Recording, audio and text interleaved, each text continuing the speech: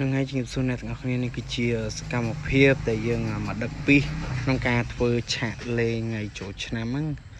យើងធ្វើនៅភូមិហើយនេះជាឧបករណ៍ភ្លេងដែលយើងមានសម្រាប់លេងអានេះដល់ការរៀបចំផងពួកយើងហើយគឺមានបងពូមកជួយច្រើនណាស់ហើយនេះគឺជាភ្លើងដែលយើងបានចងជាមួយអ្នកភូមិដែលចូលរួមថវិកាមានមានពូអញ្ចឹងទៅឥឡូវនេះយើងធ្វើទាំងយប់ហ្មងដឹកឲ្យភ្លាមធ្វើភ្លាមហ្មង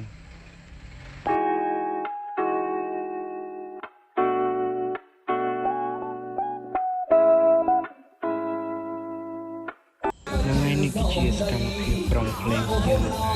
ហើយជុំគ្នាតែប៉ុន្តែពេលយើងលេងហាមសាយហើយយើងត្រូវសម្រាកបតង់អញ្ចឹងញ៉ាំអីជុំគ្នាទៅហើយមនុស្សច្រើនមែនទែន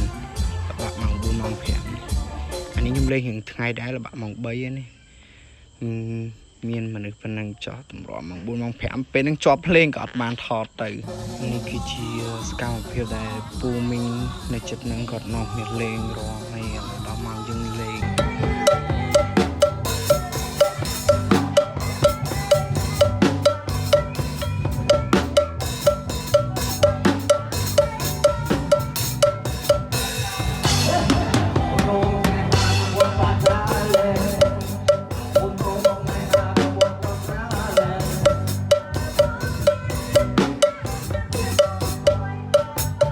ហ្នឹងហើយនេះគឺជាសកម្មភាពពេលយប់ដែលបងតារាគាត់មកជួយលេងគុំអីនឹងលមួកពើដូចថ្ងៃចុងក្រោយអញ្ចឹង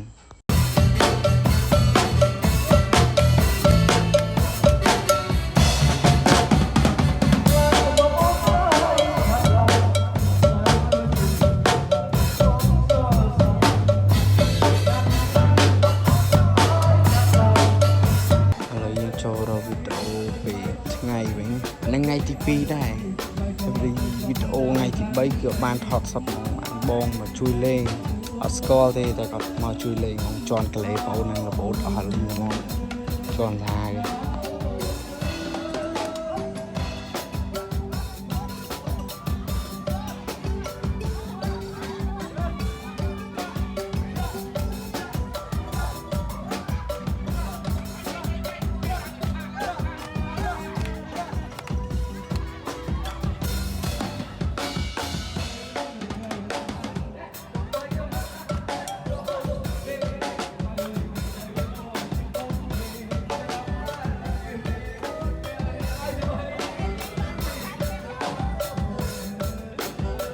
ហ្នឹងហើយនេះជាវីដេអូពេលយប់ថ្ងៃទី 2 ទៅដែរ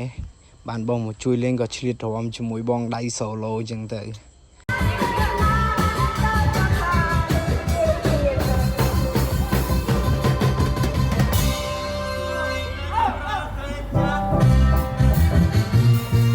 ហ្នឹងហើយនេះគឺជាវីដេអូថ្ងៃទី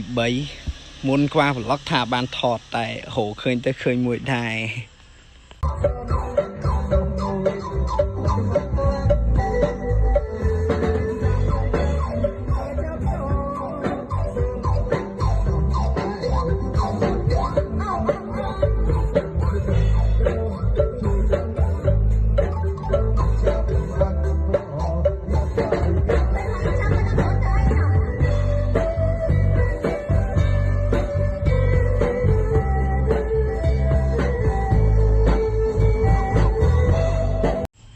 នេះគឺជារូបថតអនុស្សាវរីយ៍ member of group យើងហើយ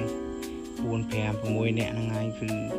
នាំបានធ្វើកម្មវិធីបានចាស់អមពូមីងរំសប្បាយជុំគ្នាហើយអរគុណគ្នាយើងទាំងអស់គ្នាដែល